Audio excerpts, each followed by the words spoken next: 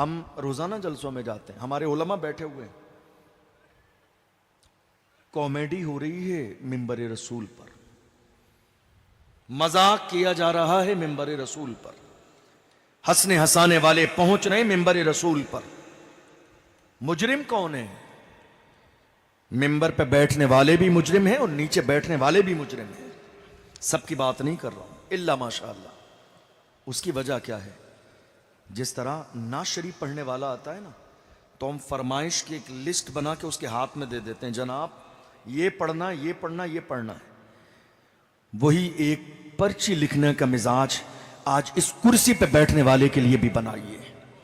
جب وہ بھٹک جائے اسے احساس دلائیے کہ آپ اس کرسی پر بٹھائے گئے ہیں مذاق کے لیے نہیں, مصطفیٰ کا پیغام سنانے کے لیے. واہ واہ, سبحان اللہ. جب وہ اپنے موضوع سے بھٹک جائے اسے احساس دلائیے, کب تک ہنسیں گے, کب تک مذاق کریں گے, کب تک کامیڈی کریں گے, کب تک میری قوم کے جوانوں کا استحصال کریں گے. یہ ممبر مستی اور مذاق کے لیے نہیں ہے. جس ممبر سے علامہ فضل حق خیر آبادی جیسے خطاب کرتے تھے تب جا کے ملک آزاد ہوتا تھا. واہ واہ, جس ممبر سے علامہ فضل حق خیر آبادی جیسا مرد مجاہد انگریزوں کے خلاف جہاد کا فتویٰ دیتا تھا تب جا کے ملک سے انگریز بھاگتے تھے. بے شک. آج ہمارے اس ممبر سے مستی اور مذاق ہونے لگی, قوم کے جوانوں کو یہ احساس نہیں رہا کہ ہماری جوانی کا مقصد کیا ہے. آج ذمہ داری ہے. یہ جو کرسی پہ سید صاحب بیٹھے, میں بیٹھا ہوں, اس کی قیمت زیادہ نہیں ہے, 1000-2000 کی, لیکن فرق سمجھیے کہاں, نیچے. جب یہ کرسی نیچے ہے زمین پہ تو اس کی حیثیت 1000-2000-3000 کی مٹیریل کی, لیکن جب یہ کرسی منبر رسول پر آ جائے تو اس کی حیثیت بڑھ جاتی ہے.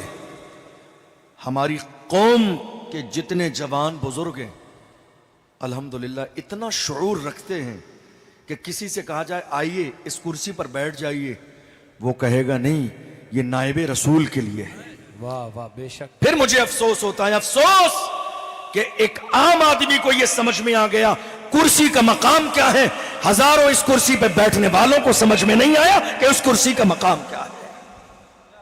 ہمیں یہ سمجھنے کی ضرورت ہے یہ ممبر کس کے لیے ہے. کیا صرف جنت کی بشارت دینے کے لیے؟ یہ ممبر کس کے لیے ہے؟ صرف جنت کی باتیں بتانے کے لیے؟ یہ ممبر کس کے لیے ہے؟ خالی یہ کہنے کے لیے نہیں صاحب تمہاری جھولی بھر دی جائے گی. یہ ممبر کس کے لیے ہے؟ ہم نے دیکھا جب میرے آقا کی شان میں گستاخی ہوئی, بھونکنے والے کتے میرے نبی کی عظمت پر بھونک رہے تھے.